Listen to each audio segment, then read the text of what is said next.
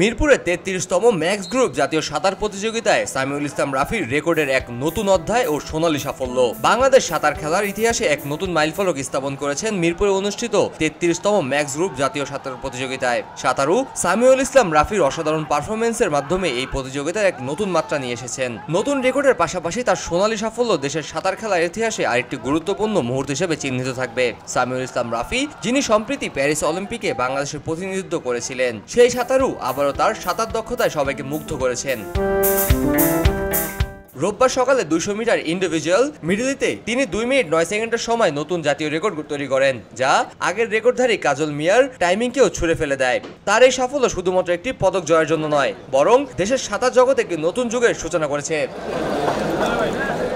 এই সাফল্যের পর দুপুরে 200 মিটার ব্যাকস্ট্রোকে রাফি আবারও রেকর্ড করেন। তিনি 2 মিনিট 10 সেকেন্ডের সময় নতুন একটা রেকর্ডের মালিক হন। এই অর্জন তার জন্য বিশেষভাবে গুরুত্বপূর্ণ, কারণ রাফি গত 1 বছর ধরে ব্যক্তিগতভাবে অনেক চ্যালেঞ্জের মুখোমুখি হয়েছিলেন। থাইল্যান্ডের কঠোর অনুশীলনের পর তিনি এখন নিজেকে এক নতুন উচ্চতায় দেখতে পাচ্ছেন। রাফি নিজেকে প্রমাণ করার জন্য বিশ্ব সাঁতার সংস্থার অধীনে থাইল্যান্ডের ফুকেটের থানিয়াপুর স্পোর্টস অ্যান্ড হেলথ রিসোর্টের কঠোর অনুশীলন করেন।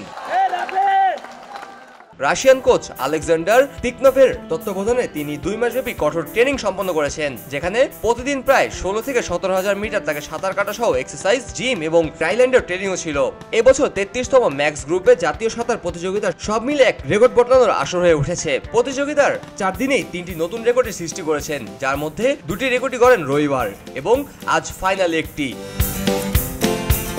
সাঁতারুদের এই অসাধারণ পারফরমেন্সে দেশের সাঁতার খেলার ভবিষ্যৎ নিয়ে নতুন আশার সঞ্চার হয়েছে। বিশেষজ্ঞরা মনে করছেন রাফির এই সাফল্য দেশের সাঁতার খেলার ভবিষ্যৎকে আরো আলোকিত করবে। তার পরিশ্রম এবং একাগ্রতার ফল হিসেবে এই জাতীয় রেকর্ডগুলো সাঁতার খেলার ক্ষেত্রে বড় ধরনের পরিবর্তন আনবে। সাঁতারুদের এই অসাধারণ পারফরমেন্সে বাংলাদেশ ক্রীড়াঙ্গনে একটি নতুন যুগের সূচনা হয়েছে, যা ভবিষ্যতে আরো আন্তর্জাতিক সাফল্যের প্রশস্ত করবে। এই সাফল্যের পর বাংলাদেশ সাঁতার জগতে নতুন দিগন্তের দিকে এগিয়ে যাচ্ছে এবং সাঁতারুদের দক্ষতা এবং একাগ্রতা সকলের কাছে এক অনুপ্রেরণার উৎস হয়ে দাঁড়িয়েছে।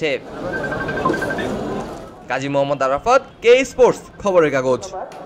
এ পর্যায়ে ইভেন্ট নাম্বার 4 50 মিটার এলো খবরের কাগজ, নিখাত, নির্ভীক, নিরপেক্ষ।